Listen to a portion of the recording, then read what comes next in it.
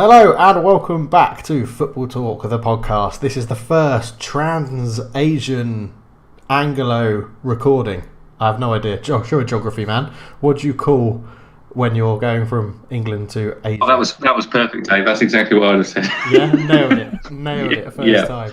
We've not really rehearsed, so let's get straight into it. Welcome back. Josh, how are you? Enjoying the lovely sun and the lovely football at the moment. Yes, plenty of it here. Loads of sun and loads of football. And obviously you've got good weather in the UK, and the World Cup just feeds every football fan daily, apart from yesterday when there was no football. But yeah, I love it. Love the World Cup. Let's crack on. And the first thing that we're going to do is rolling over from the last few episodes into the wiki files. I've still not come up with a jingle. I will do it. So, on the screen right now is what Josh currently has in front of him, which I've just sent to him. So he has no knowledge. We don't do this in advance. He gets the file as we're recording this. So Josh, tell the people what you see. Seem to have had a start at Swindon Town. So they're English, maybe. Started in 1980. Blimey. So if you started in 1980, you might be born in kind of 1960-ish. So they could be, oh my, they're like 50 odd now. Oh my. But they scored a few goals for Swindon. There must be a striker. Scored a few goals for Villa. Then they went to Bari in Italy. Yeah, this is getting you back for Loricana. Oh. Then they're back to England again with Southampton. Still not in the Premier League. Then they went to some familiar ground. We returned to Swindon on loan, maybe to regain some form. But dropped down. They dropped down to Notts County, lower league. Then they tried even lower league. They went to Scotland. Then, under Walter Smith at Everton, they found their feet. But then they went to... I'm only going to assume China. And then they went to the Midwest in US, went to Kansas, then back to a rival, because they both have the same suffix, unless that's United. It's going to be United, isn't it? China again, and then back to Tranmere. What is this player? I thought of this randomly at the end of my lunch break at work about 2 days ago, and I was like, he's never going to get it. He is never. This is an amazing wiki file. I'm gutted it's got nothing to do with the World Cup, but it is brilliant. It is absolutely brilliant.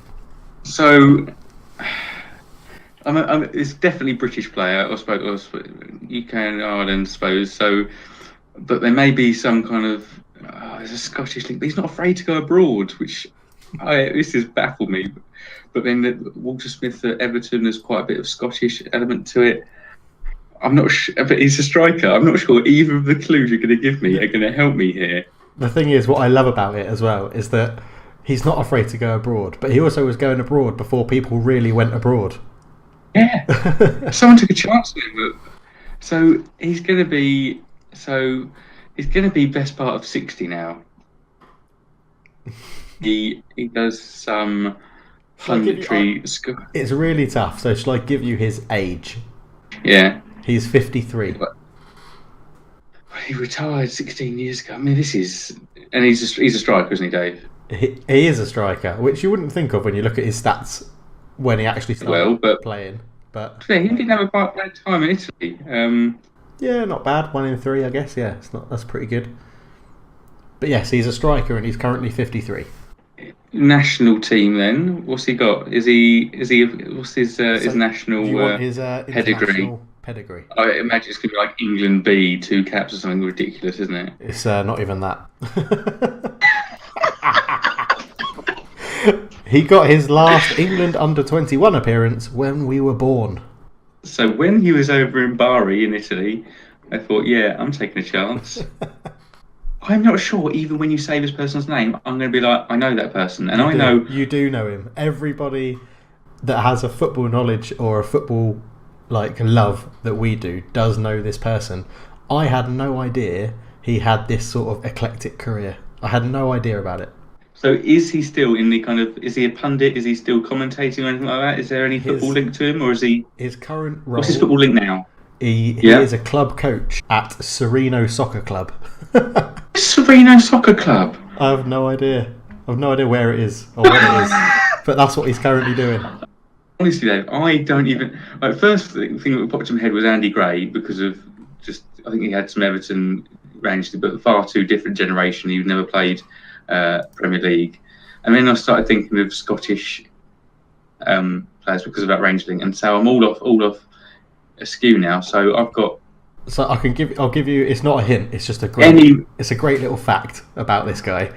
Okay. When he moved to Rangers, he was signed as a replacement because Everton bought Rangers striker.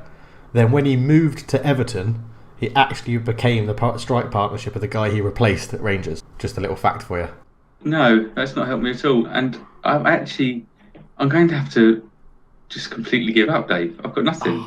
It's going to completely give up. It is Paul Rideout. God.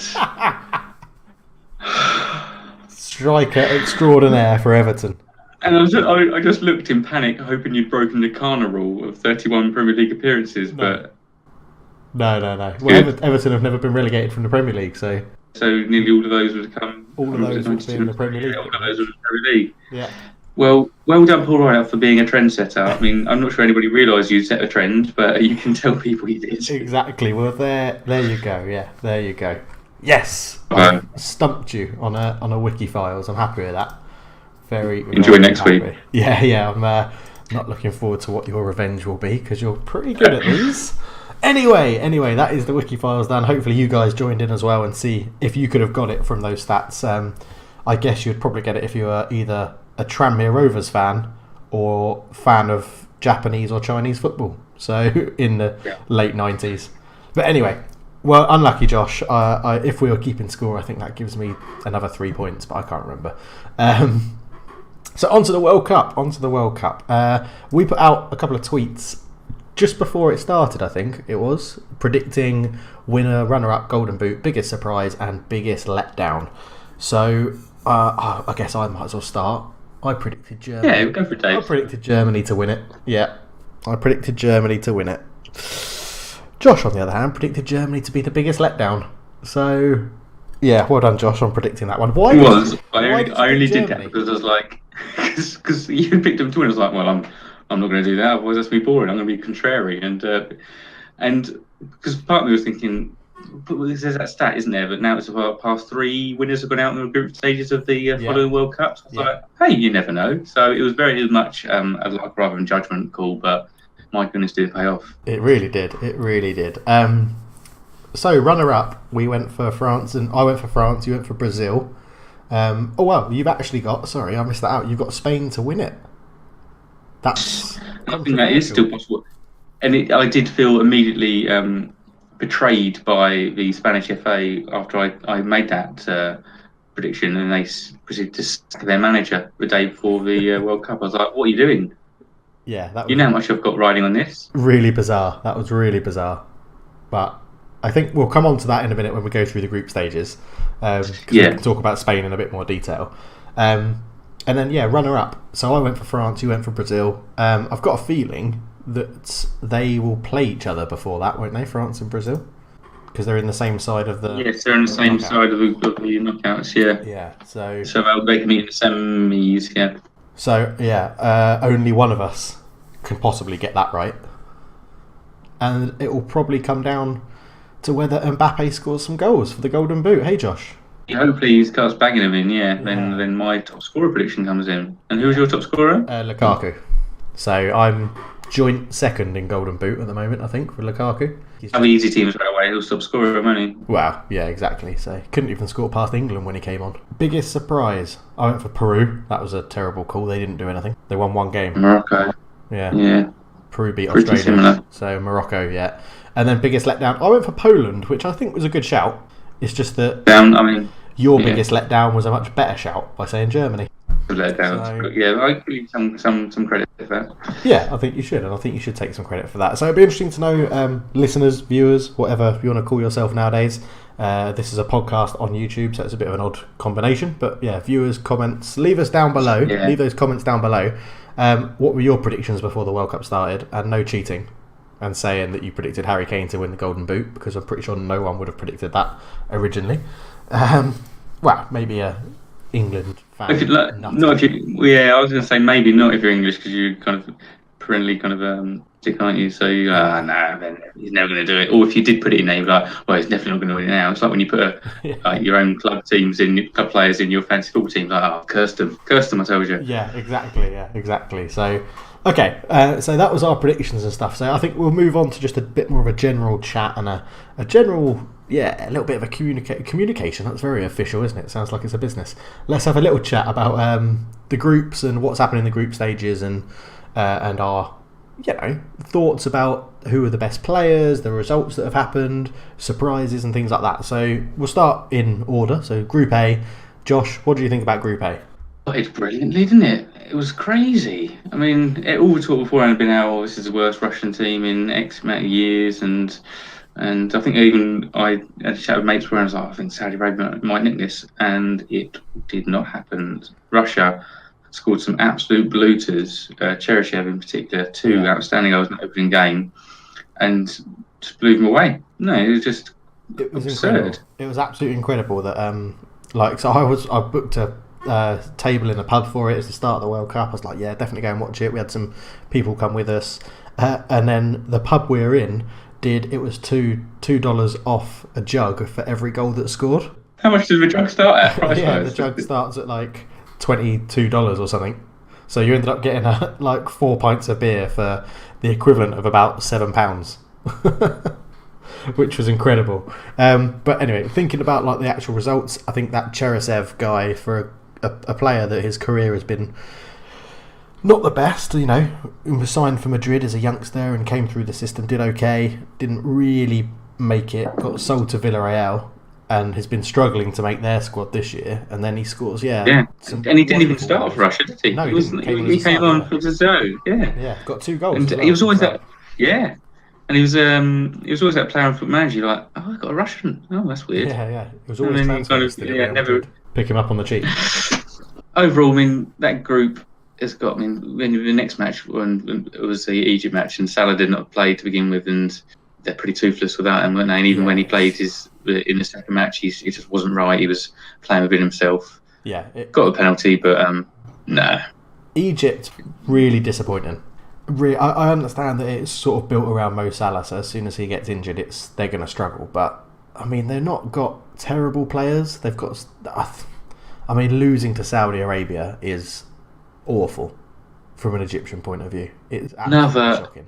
Another kind of so many goals after the 90 minutes are gone. I think 20% of the goals in the group stages were after 90 minutes. It's been crazy fun after that time. It's been really exciting, but for one side of it, a lot of disappointment on the other side, isn't there? Well, yeah. But I think Group A has weirdly gone sort of like I predicted. Uruguay to win it. I think I said Russia were going to beat Egypt on goal difference, just because they're the home country. So obviously Egypt finishing bottom was a bit of a surprise for me.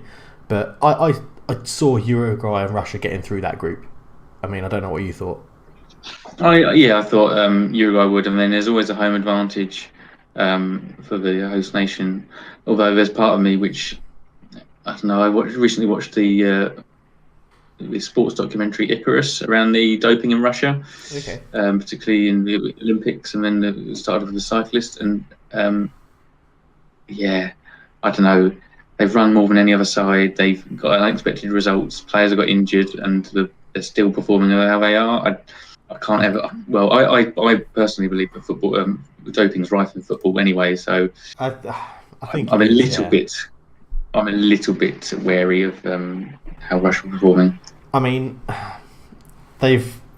Yeah, I am a bit sceptical of it. I think home advantage does count for a lot at the World Cup and the Euros and things like that. I think it really does help. The referees will always be slightly more lenient, I think, towards the home nation. But they should be found out because they've got Spain in the knockouts.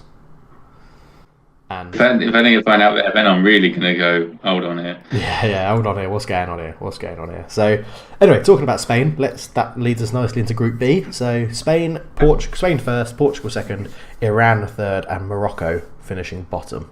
Thoughts? Yes. Thoughts were the Spain-Portugal match was the kind of game now. After the matches before that had been a bit like a bit kind of like good matches, but the quality wasn't there. Portugal-Spain was just absurd. Great quality, end-to-end stuff. Ronaldo absolutely bossing it. But Spain have been a little bit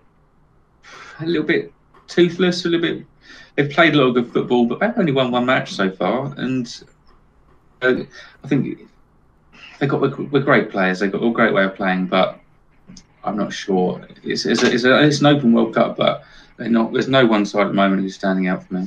No, I don't think there is either. And I think obviously Spain, the fact that they sacked Ilapugueti, I can't pronounce his name. The ex-Spain manager.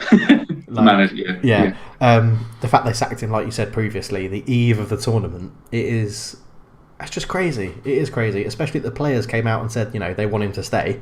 They're not fussed about him agreeing to move to Real Madrid. They want him to stay and manage through the tournament. But I don't know, it's just so... That whole situation was so odd. It was so odd. Very odd, yeah. You thought, as much as it is bad taking a job, the upheaval of changing managers is worse than keeping him on, but I suppose it's a matter of principles, isn't it? Yeah, that's what they said, principles, so... Well, Ronaldo, without him, they'll be... Well, they would have scored any of their first 4 goals, but he's driving that team forward. I think it's bold enough to say that without Ronaldo, they'd be out. Because I can see that Iran performed very well as a team, and the Spain match, you struggled to see how that would have gone a different way without him. Yeah, exactly. And that would have been the difference. Yeah. Yeah. So Iran would have gone ahead of Portugal, but I don't know. Again, it's a group. It's gone exactly how. Well, not exactly how, but the 2 teams that everyone said would get through have gone through. So it's a pretty much a standard group. You'd expect Spain to dominate it a little bit more, but they finished top anyway, so doesn't really matter, does it? I mean, Group B had one of the most entertaining games with the 3-3, but generally it went as I think most people predicted it. Was the Iranian trying to take a long throw, doing his flip and not getting far enough forward? After taking about 30 seconds to kiss and pray. So. Kiss the ball, pray to his whichever respective religion he follows, and then went to do the flip, got it wrong, and then tried to do the run up again, and then just threw it short to the right back. I was like, that's it. Oh, left back. That was absolutely great waste of a minute. Yeah. When you're a goal down and you're desperate for a goal, wonderful way to waste a minute. So. Okay, Group C, France finished top, Denmark second, Peru third, and Australia rock bottom. Now, I predicted Peru to finish second, so that's disappointed me a little bit. But yeah, I think Denmark. I mean, I'm a Spurs fan. Christian Eriksen, he makes them tick, and he's scored and assisted a couple of goals. You can't underestimate the organisation of the team, and Peru had a bit of tough time beforehand with their player getting banned and then unbanned, and so it's a little bit upheaval. I think the consistency of Denmark kind of saw them through, really. I think something that's impressed me loads about Denmark, and again, he was a good player that you could buy on Football Manager, was the centre-back, Simon Kjær. Again, I can't pronounce it because it's got the A and the E connected together, so I'm not too sure how you actually pronounce it. Yeah, been around a bit, but always a good composed ball player and centre-back, wasn't he? Yeah, I think he's been absolutely solid in this tournament. I think he's been really, really good. I mean, Kasper Schmeichel's a good goalkeeper anyway, because they've only conceded, one goal? I think Denmark have conceded 0-0 with France, 1-1 with Australia, 1-0 Peru, 1-0 and 1-0 Peru. Yeah, so Australia, and that was a penalty, I think, from Jednak. I'm pretty sure. Correct. So, I mean, that's a good, solid defensive foundation they've got, which is working really well. And then you get France, which is 2 wins, 1 draw, undefeated in the group stage, but haven't really done much. Is that unfair, or is that fair to say? Oh, it's fair to say. And the amount of the players they've got at their disposal, it should be working a lot better than it is. But hey, they're still in it, and you kind of grow into a lot of teams who've won World Cups, have been great in the group stages. It's just keeping yourself in it, learning as you go on, and improving. And I'd be very wary of France if I was well, Yeah, well, I can see Argentina getting spanking, but I think France will be the team that inflict, like when Germany beat Brazil 7-1. France will be that big nation that inflicts it on another big nation, and it could well be Argentina. I've been saying the same thing about how Argentina are a team waiting to get smashed massively, like Brazil did 4 years ago. So It's we interesting. together are predicting a massive result for France today. Then. Yeah. So Argentina to win 2-0, both goals from Messi. Oh dear. We'll move on to Group D, shall we? Yeah. Group D. Group D. Argentina finishing second behind Croatia, who were outstanding, and Nigeria just getting edged out by the RGs, and then Iceland finishing bottom. Yeah, I mean, again, teams that go through expected, but maybe a different format to maybe people thought Argentina performed better because they have Messi, but it just shows the value of teamwork. 100%. Croatia have so much about them, and it shows the importance of a world-class midfield because they've got two definitely world-class midfielders in Rakitic and Modric, and then you've got Brozovic and Kovacic behind can come in as well. It's just that makes a team tick, and I mean, I'm one of the biggest Modric fans from his Spurs days, and it's finally nice to see him getting recognition on the world stage. I don't think he'll ever be a Ballon d'Or winner because it's not how it works. It seems to be got to be a goal scorer, but just phenomenal. I think that midfield as well is the fact that they've got, like you say, two world-class players that can play alongside each other, but they're also two world-class players that complement each other so well. Like Modric brings the flair, and Rakitic brings the box-to-box energy, and it's just no other nation I think has two. I mean, you should argue that it should be Pogba and Kante should be complementing each other, but they just don't seem to work. But Modric and Rakitic is it's incredible, and like Modric is so good to watch. He's so good and I think anyone who appreciates football and technique that footballers have can appreciate what Modric does. I think finally people have gone away from the fact that in his Tottenham days and early Madrid days, guys, he's got no goals, no assists, or like very few. It's like that's not what he's about. It really isn't what he's about. You just watch him play and how he makes it all tick. I mean, on the other side of things, you've got Argentina, who I feel so sorry for Lionel Messi. I think they do not help him in the slightest. It is sad to see the Argentina side so poor. Yeah, it is. I mean, they've got some really good players in there still, but it's just so.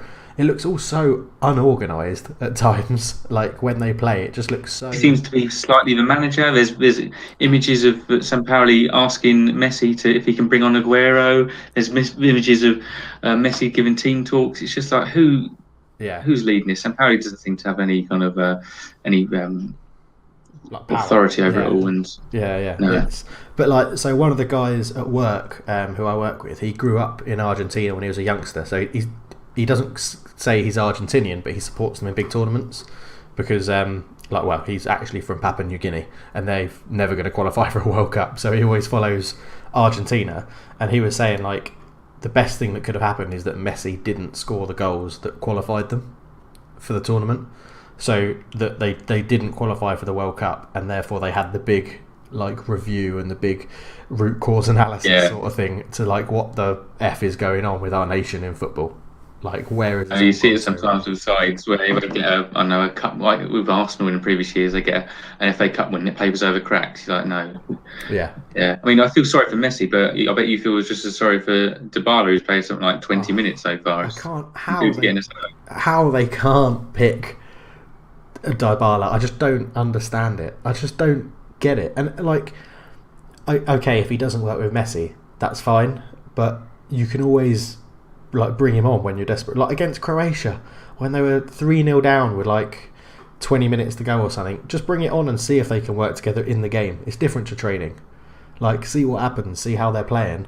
And then Sampaoli does stupid decisions like leaving Icardi, not bringing Mauro Icardi when he's top goal scorer in Serie A. It's absolutely ridiculous. But I think they're blessed. They're blessed with too many players in similar positions, and it's unfortunate that they've kind of come together at this point in time. But hey, yeah, exactly. So be it. We're predicting them to get thrashed, and so we'll see how they cope. On to Group E then. So Brazil, Switzerland, Serbia, and Costa Rica. One thing I do want to say is that I'm gutted for Serbia because I thought they would do really well. I thought there'd be a sneaky little dark horse to go through and Yeah, and they've got a decent central midfield, Matic and Milinkovic-Savic, but wasn't really meant to be. Mitrovic, he scores goals in the Championship. He scores goals in qualifying, but against top level opposition, I don't think he's all that really. I was about to say, he's the epitome of a Championship striker. He'll be the sort of person that Fulham will probably now buy him and keep him to go up, and then they'll realise he'll struggle and send him out on loan to someone else, like Hull or something. The other side fighting for promotion, yeah, he's too. There's nothing special about him. He'll cause some sides problems if they don't prepare correctly. But if you prepare correctly against him, he can easily be nullified. Yeah. So nothing special. Boring Brazil. Haven't been excited about him at all. No, I think Neymar looks like not unfit, but he looks like he might be carrying a slight injury. Like he hasn't quite got over his broken foot properly. Which is to be expected. Yeah, but I think you're right. It's boring Brazil. There's not much to get excited about. I mean, they've scored some goals. They've 2-0 against Serbia, 2-0 against Costa Rica. I mean, drawing. Would you ever think Brazil would draw 1-1 with Switzerland? It's like I think Brazil was going, we're going to win this, and then they just went, we're not winning this. Okay, all right, we'll keep going at the same pace. It'll work, and it just didn't work. And they didn't really either want to or have that extra gear to click into. It was a bit. It's all a bit lackadaisical, for want of a better word. I think I read a good article on the BBC not too long ago about how Brazil's. I think they said something like Brazil's best player has been Paulinho. You'd never expect Brazil's best player in a tournament to be a holding midfielder. Oh, don't talk to me about Paulinho. Don't talk to me about that man. Okay. Now I'm intrigued. Why won't you talk about Paulinho? Time at Tottenham, and he was absolutely atrocious. He just didn't try. He showed nothing. I mean, obviously he went to China after us, so clearly everybody else thought he had nothing about him. And he's got his move to Barca.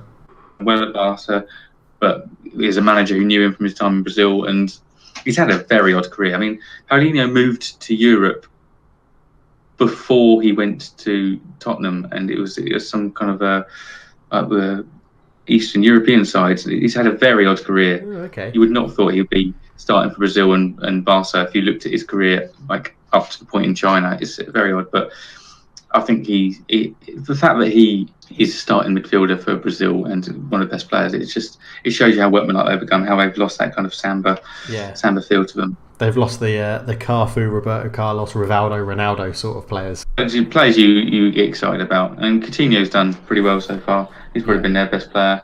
Jesus is too one-dimensional as a forward for me. I'd be starting Firmino, but okay, interesting. Interesting. Very quickly then, chat about Switzerland. I mean, is it ranked 4th or 5th in the world, technically? It's top 10, isn't it? It's a strange one. Potential England opponents as we go on, they've done pretty well. Yeah. Again, unbeaten in the group, but only going through with 5 points. It's not the best, but they do have. I mean, in Shaqiri, they've got a difference maker, someone that can, in one moment, can win them a game or score them a goal. Granit Xhaka, he'll get sent off at some point in this World Cup. He has to, because it's Granit Xhaka. He can't tackle to save his life. But I think they've just can shoot from long range and put a few dirty challenges in. Yeah, I think they've been. I'd describe Switzerland as efficient at the moment in the World Cup. They've just done it just enough to get through, and just enough to draw the games, and just enough to get the win when they needed to against Serbia, including having 2 people hold Mitrovic in the box from a corner, which I still don't understand how that wasn't a penalty. But that's not them playing within themselves. I think that's them playing well and just getting enough to get by. So I think that Brazil haven't progressed too far, because I think they've peaked, I'd say. Okay, yeah, fair enough. So Group F, which was one of the easiest groups I think Germany could have wished for, and then they completely buggered it up. So yeah, Group in this group, I'd say there were 3 matches here which I loved. It was all of the matches involving Germany, because all of the opposition played absolute blinders. Yeah. That first match, Mexico, was one of the best first half performances I've seen in this tournament. It was just brilliant. The pressing, the goal they scored, absolutely loved it. Winning the ball in midfield, counter attacking, it was beautiful. Then you got it was like the Sweden match again. It's just it's just so good. Yeah, I mean, like Germany have been so slow and lethargic in this World Cup, and like Mexico in that Mexico game, it showed. I think the intelligence of the Mexico coach, because he was sort of like, well, absolutely. As soon as they get into our half, that's it, hound them, get the ball, and they would have chucked their fullbacks up, they would have chucked their holding midfielder up, and it would be 3-on-2, like every single time we get the ball back, because they just left Vela, Lozano, and Hernandez, Chicharito, basically just said, don't come back past the halfway line, and then we'll just give you the ball. And I could not believe. I mean, lethargy is a way to describe Jerome Boateng. He did not look match fit either. He looked like he was carrying the extra. He was just loping out of defence, he got caught in possession too many times. He should have conceded a penalty against Sweden for his challenge on Berg. It's just, he was awful, woeful. And there's the arrogance of the German side for me. They left them so exposed to the back, thinking that they'd be able to score a goal and dominate, and they didn't. Timo Werner, I think a few people tipped him to be top scorer. Did he? Definitely scored. No, he didn't score, looked a little bit, but it's not much around him. And Timo Werner so struck me as a player. He looked like he had some good movement and stuff, but the system is just not meant for him. That German system is meant for like a Mario Gomez or a Miroslav Klose, and that showed. I think when Gomez came on against South Korea, they immediately played better. But there's been very little space in behind defences, so the fast forwards and people running behind, apart from against Germany, haven't really found that ability. So Timo Werner's pace hasn't been able to get in behind. For Leipzig, there's a lot of counter-attacking goals to be able to score, and just haven't been able to. He's been on the wrong side of things, unfortunately. Yeah, and if Klopp has watched any of this, I guarantee they were, because they were rumoured to be bidding for Timo Werner. I guarantee they won't now. So not done. Liverpool play could be suited for him. But one of my favourite goals was in this group, the Toivonen goal against Germany. Oh, I love that goal. Yeah, lovely stuff. Not really much else to discuss, really. Mexico did look good. I mean, Sweden topping the group is a bit weird, but I don't think anyone would have predicted that. It's solid defence, isn't it? It really does help. Yeah, and smashing Mexico 3-0 gave them a 3+ goal difference. Mexico the last round of games is always a bit odd, isn't it? Yeah. So, right, Group G, the big group, the one that everybody's been so excited for. England's group. I'll let you start with this one, because I've been chatting enough rubbish through all the other groups. So, Group G, Josh, you can take it away to start. So I'll start with how England played first match. I thought we really started well. That first kind of half hour was really impressive, and I mean, Lingard should have probably had at least 2 goals straight. John Stones missed kicking the ball, air shot with his left foot from about 6 yards out. And it's been the way that England play there, very impressive. Then a few sillies. It's the issue I have with Kyle Walker playing centre back, and at that time I think he'd actually gone to the middle of the three centre backs, and it's just like it's just. Yeah. Time we let the ball run across him and got caught the other time. I think in a busier box, doing that to the attacker, what he did to concede a penalty probably wouldn't be given, but he stood there all alone and then forearmed him in the face, just kind of makes highlights that oh no. Yeah.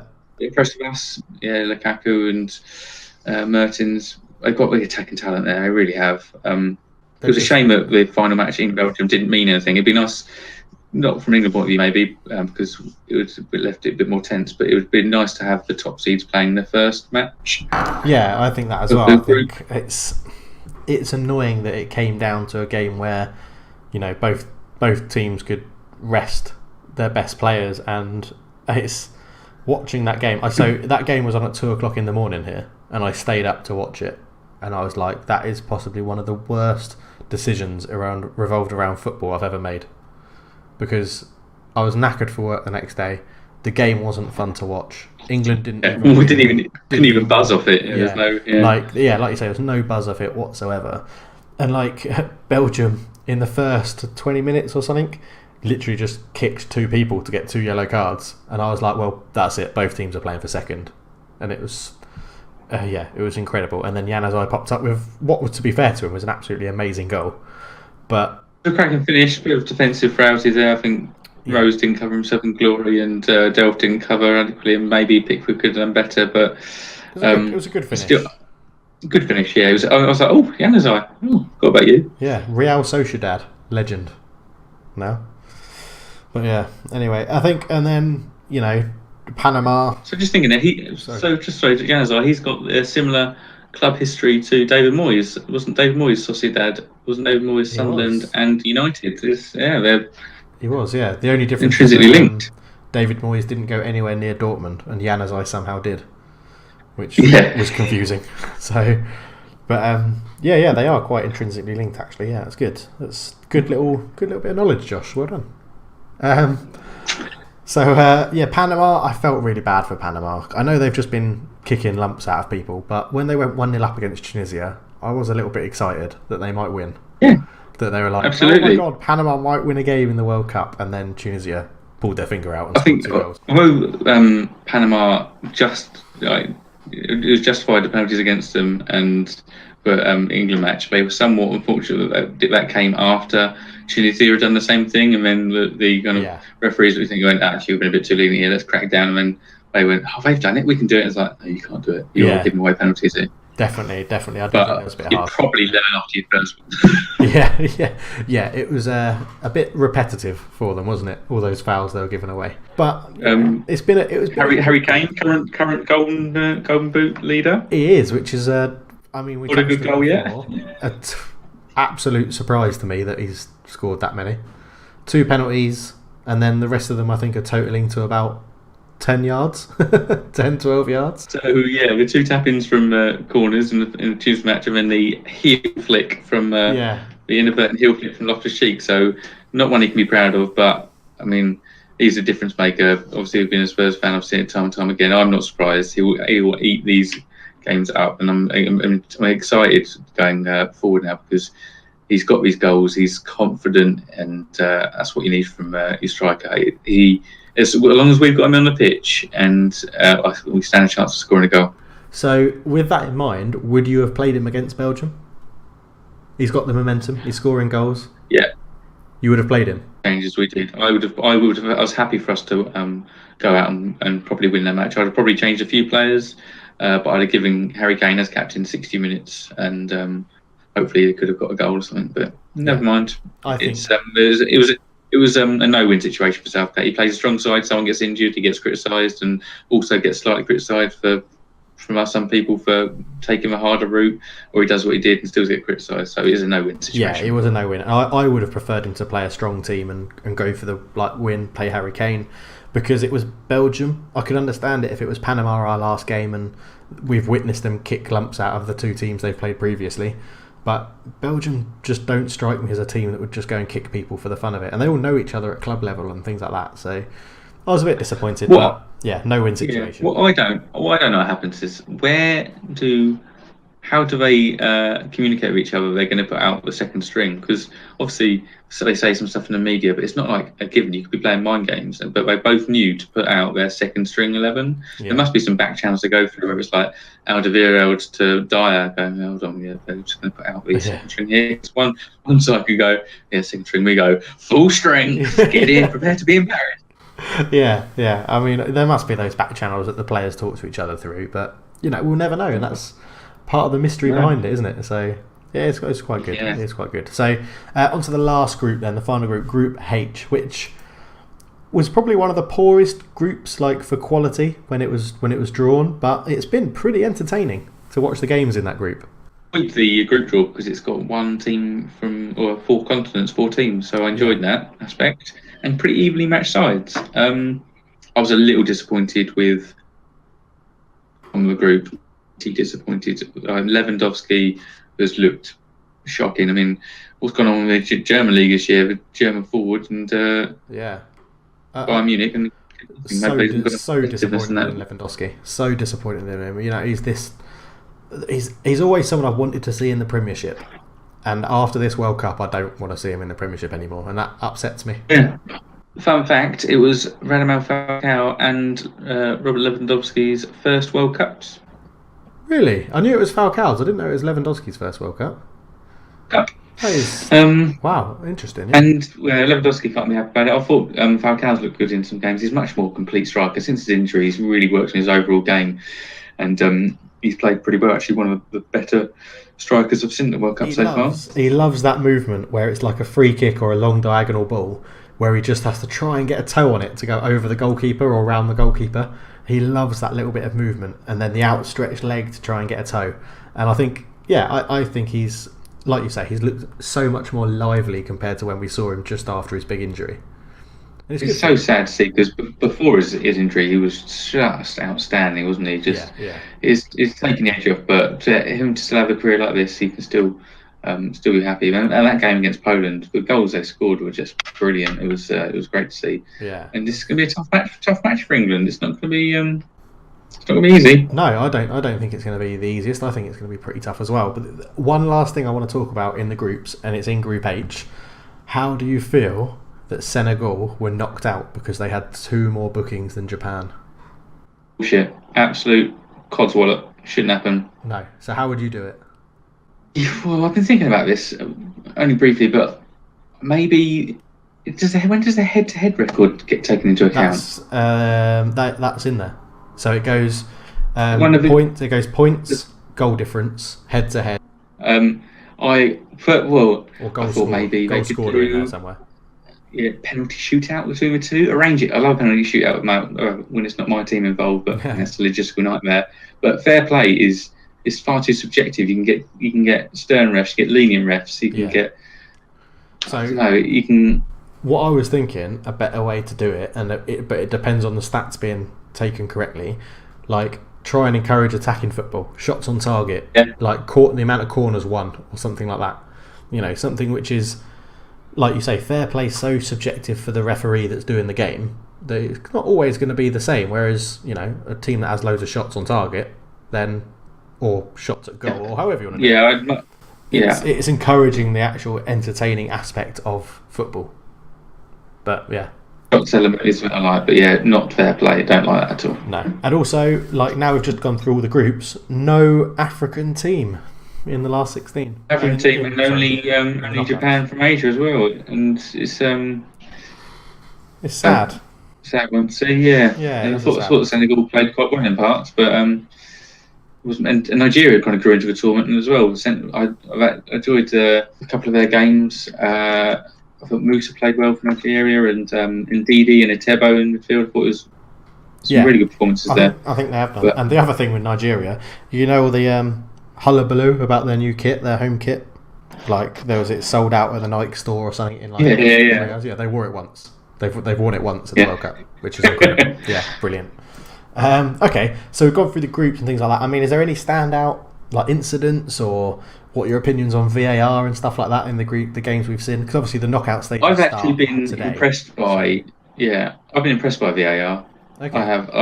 My experience from beforehand as a fan was with Spurs, and there was some real horror shows in the FA Cup against Rochdale, and it just didn't make sense. It wasn't working, but you can VAR can. So if we attribute VAR to the video technology element of it, you then still have the referee in the middle who can refuse. In Germany versus Sweden, the referee refused to review the footage because it was a confident decision, and that was the mistake I talked about earlier. Around Boateng not giving away the penalty against Berg. That should have been reviewed, and I think he'd have changed his mind. So if you have a stubborn referee, the VAR's completely worthless, because I don't think they're ever forced to take a view of it. Yeah, I think there's sort of two. There's two elements, I think, to VAR. I'm all for VAR. I think it's good. I think it's let down because it's still people reviewing it, and I'm not saying let's get robots to review it, because robots won't be able to do it, but the people reviewing it is still subjective.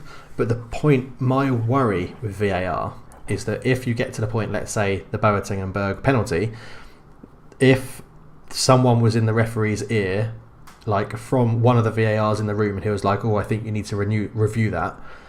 That referee who's doing the game is then under pressure because he has someone else telling him they need to review it. And my instinct for that would be they're telling him he's got it wrong. And it takes the power away from the ref in the game. So I can understand why, if he thinks he's got it right, he won't review it. But then there's also, you've got to flip that on its head, and it's like, well, what's the point in having in there anyway? You might as well just say, well, any decision that's made, those people up in the boxes that can watch it very quickly in an instant replay can just message him and just say, message him. It's not text message. Like, talk to him through the earpiece and just be like, you got it wrong. Aubergine, smiley, thumbs up. The thing is, it's going to change. Some referees who may have been top-notch referees, they might not grasp. Yeah. It may separate. It may then the flip side. There may be some referees who weren't quite top level, but when VAR's added to their portfolio, they may cope really well with it. So it's the change in what referees, how they cope with it. It's brand new for them, and I think it's exciting. It is exciting. The activity nature of it is hard. Like the handballs, I think, because there's the issue. What was it with Argentina? Was it the handball? The one that comes to my mind for handballs is Australia versus someone, where it got flicked on from about a yard away, and his hand was in an unnatural position, but the ball was going wide. It wasn't stopping the play. Like, it should have just been a corner because it hit his hand and went out, and the ref gave a corner and then reviewed it, and it's like, that was the one that was like, the guys watching it in the pub, he was like, that's 50-50. 50% of world football would say it is a penalty, and 50% of world football would say it's not a penalty. It's like, I think with issues like that, I think because the laws of the game are so open to interpretation and they're not very specific, I think with getting VAR involved and having it actually reviewed, you want some element of specifics to it. I think all for changing handball to be, it hits your hand, you're penalised for it. Much like in hockey with your foot, you're penalised for it regardless. You might have intended it, it just takes away any grey area. There's too much grey in the rules of football, and you need to make them black and white. Yeah, I totally agree with that. I totally agree. I mean, I don't know if there's any other. I mean, the holding from corners and things like that. That's the one thing you would think VAR would be all over. Yeah, he's holding him. It's a penalty. And it is now, and you'll see, as long as that's consistent, and you'll see less penalties given for it, because teams go, we can't get away with this. Yeah. It's just that step change from lots of holding, no VAR, lots of holding, still VAR, then you have VAR, not lots of holding. So it's just the progression, and we'll see that, and that's good, because I don't like the holding. It's infuriating. Yeah, it's absolutely horrible to see it, because you're like, it's not like you're accidentally doing it if you're holding someone. You know what you're doing. That's what annoys me about it. But the only other thing I wanted to mention about VAR, because I'm not skeptical. I'm wary a bit of the time we've taken talking about it, and it wasn't meant to be a big thing we talk about. But do you think this was the right situation or the right first tournament to bring VAR in? As soon as it got announced, I was like, that is quick, because we'd all experienced in England. We'd experienced it just in the FA Cup, and obviously some other leagues had it in their league. But I felt they could have just taken a beat and just gone, we'll still be trialling it, maybe use it in some under-21 tournaments as a full tournament thing. It doesn't get any more high profile than World Cup. I think it was a little bit early at the moment. It hasn't. I think it's probably on the positive side of things at the moment, how it's been used, but I was very surprised they brought it in for this World Cup, because I didn't do any research. Well, I did research by reading something, but like the referees from the Asian areas and like the Middle East and Africa had a 4-week intensive course on VAR. That's not enough if you're refereeing at a World Cup. No, but I suppose you're going to have a situation where, much like with other sports, like the technology is only at the top level of games. Will all leagues around the world be able to have technology going forward? We may still have a situation in 4 years' time where referees referee in leagues where they don't have VAR, so they may still need to have that training element to it. So it's difficult. Very true, very true. And I think I think if we leave that, if you're happy, we'll leave VAR there. We've talked about quickly, get your thoughts on just any standout goals or players from the group stages so far. Have you got anything that springs to mind? Standout. I mean, I've been thoroughly impressed from a home nation point of view from Kieran Trippier. I think Kieran Trippier has been phenomenal in that right back position. There was I was very sceptical when he picked Kieran Trippier ahead of Walker as the right wing back, but his delivery and his energy has been really, really good, and I think that's what we lacked when we played Belgium. mainly the set piece delivery. So I've been really impressed with Trippier. I think Ronaldo has shown his willingness to do whatever it takes to win and like do his best for Portugal. And the winger for Mexico, Herving Lozano, I think his pace is just phenomenal, absolutely phenomenal.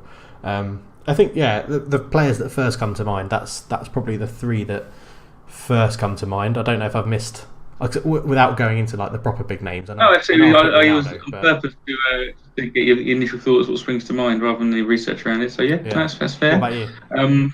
My perspective, goals so far, I've loved the Cheryshev first goal where he dinked over the on-rushing Saudi Arabian defenders. That was very impressive. Other players, I'd say Etebo for Nigeria impressed me. Okay. Kind of had it all about him. Was very imposing as midfielder. Quintero for Colombia. Yeah. He did a few lovely passes, and I think maybe when Colombia face England, jury's out on whether James Rodriguez will be fit, but I think Quintero could. Hector Herrera in that first Mexico match was very good in central midfield, all over the shop. And then the other one in the Beth was I can't remember his name. It was the Korean goalkeeper. I think he was the third choice goalkeeper against Germany. Against Germany, it was like, wow, that is a solid performance. Yeah, he was absolutely incredible. I love watching that game. It was, I think there was someone else that I just thought of in centre midfield for Uruguay, Todliera, I think it is, or Todliera, who's been linked to Arsenal recently. He looked very good in their last game. I haven't actually seen him play yet, so I'll take your word for that one. Yeah, he was in their last game, in the last group game. He just brought that, I think he's only like 19 or 20 or something, but he brought that composure to the whole that allowed Uruguay to play like you expect Uruguay to play. And it was good, I think it was really good. I've been impressed. So there's been quite a good few players, I think, at this that I wasn't expecting there to be good. It's been funny. Very few of the top level players have actually performed. So like Messi hasn't performed. Ronaldo has. Granted, there's no real standout player for Spain. Maybe Isco. French, I wouldn't consider any of them to be in the group 11 so far. Lukaku, Kane, probably your front two, but no Germans, obviously. It's been a funny one. Yes, it's been interesting. So anyway, let's chat about England. Let's chat about England and what we think is going to happen and how we think. I mean, we've already covered slightly about what we think, how they've done so far. So let's talk about England going forward. Let's talk about what we think. I mean, Colombia coming up. We've talked about resting the players and things. So what do we think about Colombia? Are we going to win it? Are we going to beat Colombia? And how far could you think this England team can go?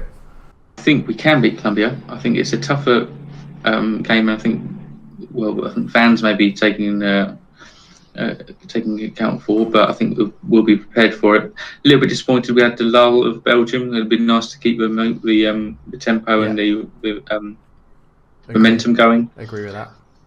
But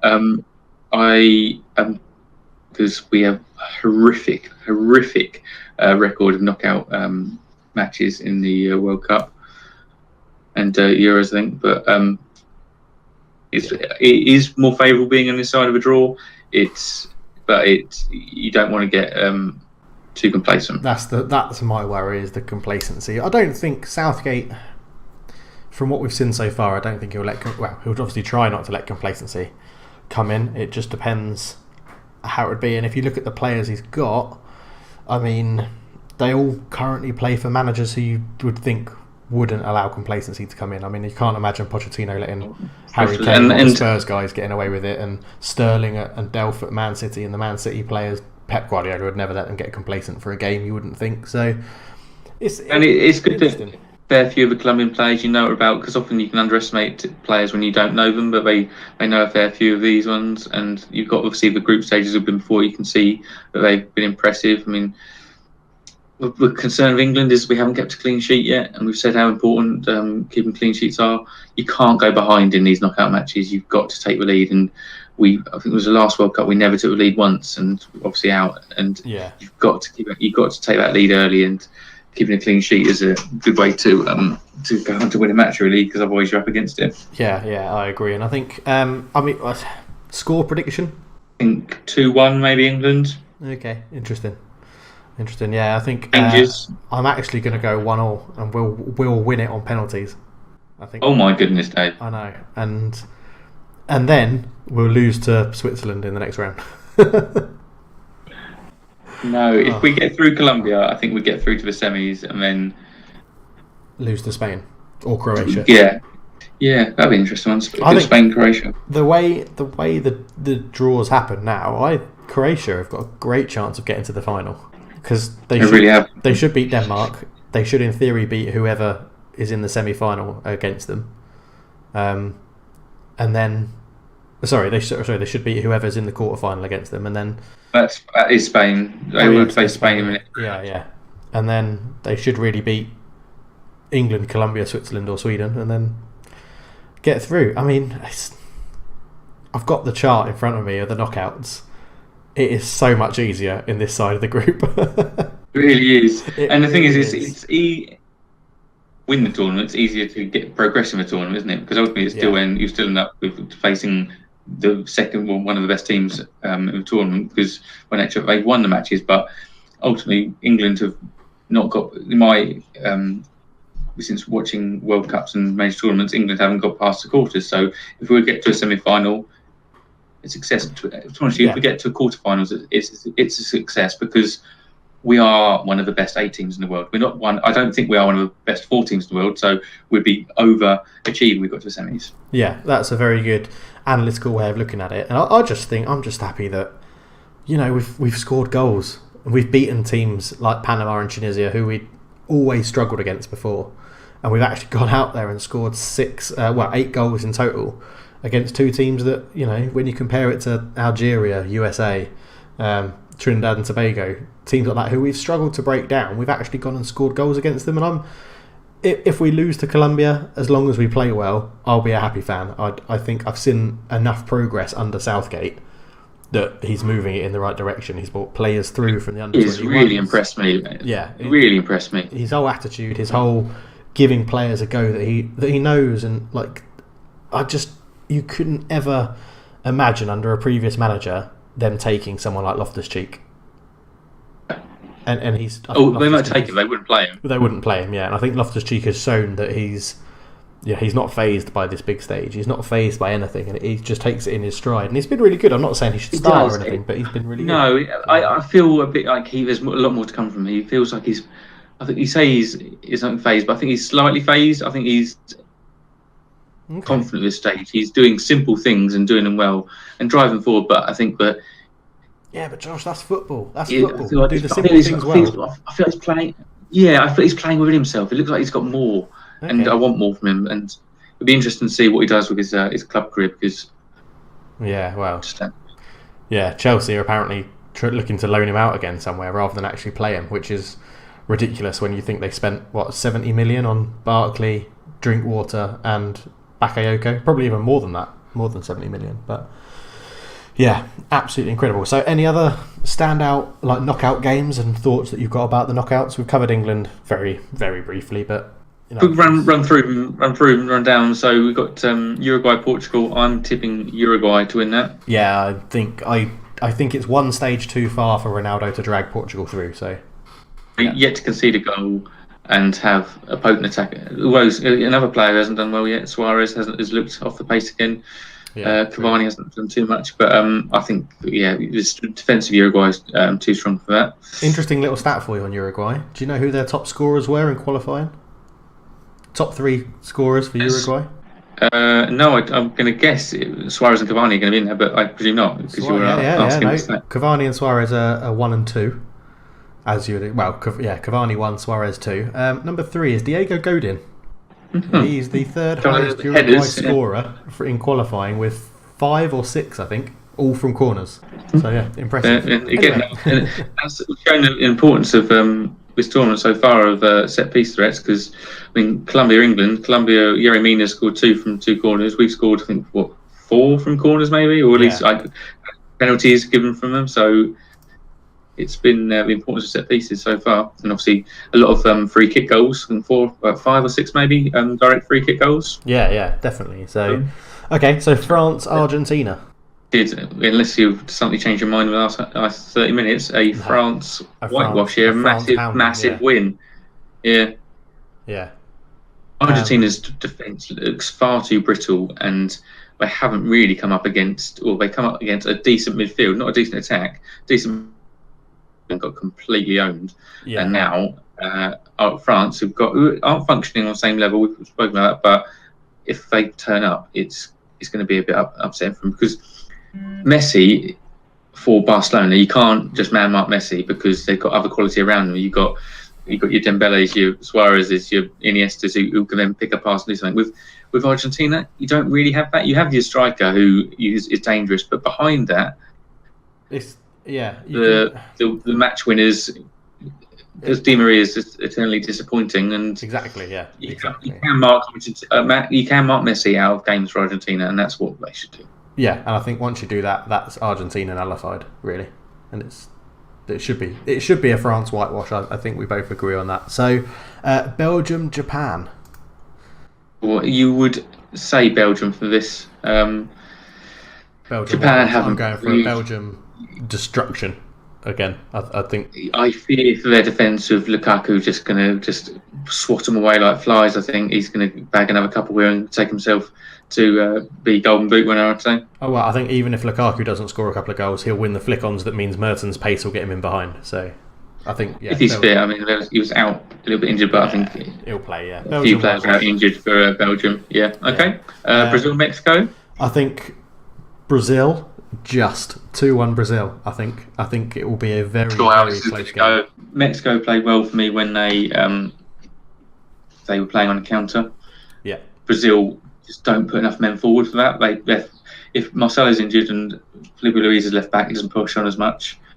True. Fagner at right back doesn't push on instead of Danilo, and they got Casemiro sitting in front of the fence. I think they're going to be a back five, let the rest kind of go forward. I don't think they're going to be opportunities for Mexico. So I'd like to see Mexico progress, but I think it will be Brazil. Now, just very quickly, because you said it's important to score the first goal. If Mexico score the first goal, I think it plays right into Mexico's hands, because Brazil have to come out and attack. Yeah. I think if I was the Mexico manager, I'd go first 10 minutes, hell for leather. Let's just see what happens, and then if it doesn't work, sit back and try and play our normal game. But yeah, we'll see. We'll see what happens. It'll be an interesting game. I think that and the Argentina-France game on that side of the draw, they're the two standout games. But I think Brazil-Mexico will be a very entertaining game. I think it'll be very close. Agreed. So into England's side of the group then. So Spain, Russia. It should be a formality for Spain, really. Should be. Russia haven't really played against. They've come up against no one tough, and it's. But you never know what drugs can do to you. It'll be incredible. The home advantage. Home advantage. Sorry. Home advantage, as my lawyers have advised me to say. They're alleged doping. I think Russia will give this a good go. And should just win this at a canter, I'd have thought. Yeah, I think Spain should win it, like you say, at a canter. So Croatia, Denmark, again, a very entertaining tie. Christian Eriksen v Modric. Yeah, my old and new, the diminutive midfielders. Should be interesting because Croatia, obviously, they've got. Mandzukic isn't the most prolific goal scorer, so if you can keep a solid midfield and defence, you probably could nullify them. But both have got a couple of difference makers in Modric and Eriksen. It's going to be close. I think Croatia will just eke this one out. I think Croatia will get a close but convincing win. I don't think Croatia will ever really be in trouble of going out. I think they'll be pretty solid and get a couple of goals.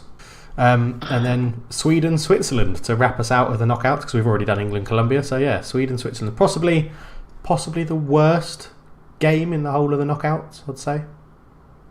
Pretty vanilla, that one. I can see this being to penalties, and I'm not sure which way it'll go. I think maybe Switzerland might take it because they've just got that bit of edge, maybe with a few extra kind of players to make a difference with Shaqiri, but if I had to pick one of these knockout games to end in a draw and go all the way to penalties, that's the one I would pick, definitely.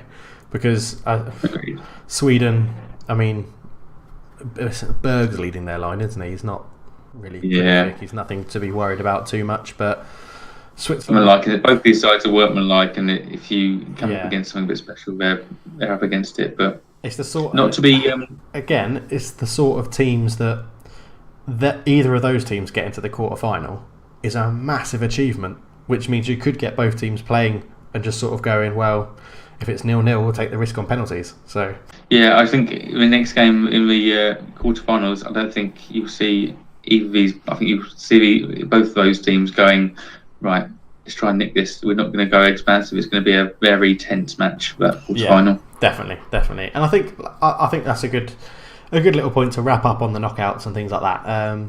So I think we've covered pretty much everything about the World Cup and a little bit about England and stuff. So I think I don't think there's much else we can discuss at the moment. I think when we come back next week, it'll be much further into the competition. We'll have a bit more of an understanding about the knockouts and who's going through and who's looked good and who's hitting their gears and top gear before it gets to the really, really important phase of the World Cup. So I look forward to seeing it. Mm-hmm. So yeah, the pressure is definitely mounting. Yeah. So I guess in normal traditional fashion, we'll end with Josh's fun football fact of the day. Is it World Cup related? It is England related and it is Tottenham related. So really sticking to my wheelhouse here. Really haven't gone too far, too far. So obviously I was very happy to see Harry Kane score some awful goals so far. Nothing that he'll show his grandkids, but he'll definitely show them the tally of goals. And the tally so far is 5, which puts him second on the England all-time World Cup top scorers list. Wow. He's got to second on the list. And he's now scored in one tournament, and he's at 6% of the total goals England have ever scored at World Cups. Oh my word. It's ridiculous. I assume it's Gary Lineker that's ahead of him. He is Gary Lineker, he's got Gary Lineker's got 10. But wow. 2 after the Tunisia game, he was in the top 10. That is ridiculous, so, I suppose it makes you realise how few World Cup games and how special it is for players to play at a World Cup and score at a World Cup, because you are in the very, very fine majority to be able to do that. So the fact that Kane has got 5 goals so far, it just adds to his burgeoning reputation as one of the world's best strikers. Yeah, and I'm very happy for him, and I think he'll score more. He's probably got 2 more World Cups in him. So definitely. Long may his reign continue. Yeah, I couldn't agree more, to be honest. And I think it backs up the point when people say, he's only scored against Panama and Tunisia. Yeah, but Wayne Rooney couldn't score against bloody Algeria and whoever else was in our group in that one. It was like, absolutely, and you can only score against what's in front of you. Yeah, part-time fans have gone, calm down. We've only beaten Panama and Tunisia. Remember, you obviously don't because you're part-timer. I know how poor we played at other World Cups, struggling to beat Trinidad and Tobago and Algeria and USA. Sorry, USA. But it's really struggled for. This is brand new. This is to go into a final group match already through. Normally we're having to get a result to go through or already out. It's uncharted territory, so enjoy it. Exactly, and that is, I think, is a very good point to end the podcast on. So thank you very much again, Josh. It's always good chatting to football, and I think we chat more about football now that I live in Asia than we ever did when I lived in England, which is surprising. It's great. But, it's really good. We're hoping again to make this back to a weekly thing if we can. Obviously, there'll be some logistical issues at some points where we'll have to take a little break or something, but. Yeah, I'm looking forward to get this up and running. I just love talking about football. It's brilliant, especially when there's football every day. Every single day, apart from yesterday. Well, Josh, thank you very much. It's been a pleasure once again. So if you could just say goodbye and farewell. Farewell. Thank you very much. But we'll be catching you very, very soon. But for the Football Talk podcast, we're out.